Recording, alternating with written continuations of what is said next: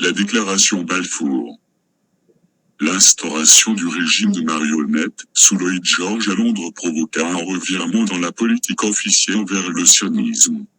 Cela rapporta gros lorsque le nouveau ministre des Affaires étrangères, Arthur Balfour, écrivit la lettre suivante, le 2 novembre 1917, à Lionel Rothschild.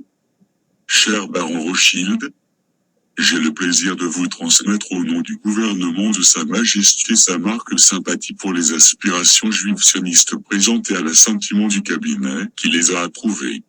Le gouvernement de Sa Majesté envisage favorablement l'établissement en Palestine d'un foyer national pour le peuple juif et emploiera tous ses effets pour faciliter la réalisation de cet objectif, étant entendu que rien ne sera fait qui pourrait porter préjudice aux droits civils et religieux des communautés non juives en Palestine, ainsi qu'aux droits et au statut politique dont les juifs pourraient jouir dans tout autre pays. Je vous serai reconnaissant de porter cette déclaration à la connaissance de l'organisation sioniste. Avec mes sincères salutations. Arthur James Balfour. Il est intéressant de savoir qu'au moment où la lettre fut écrite, la Palestine était encore territoire turc.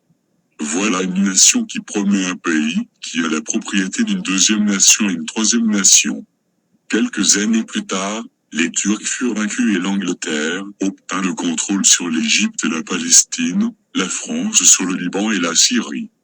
Rothschild prit une part active dans cette transaction, il se servit de son influence aux États-Unis pour impliquer ceux-ci, aux côtés des Alliés, dans la Première Guerre mondiale. Et cela à une époque où les Alliés ne se trouvaient pas dans une position de force par rapport à l'Allemagne et la Turquie.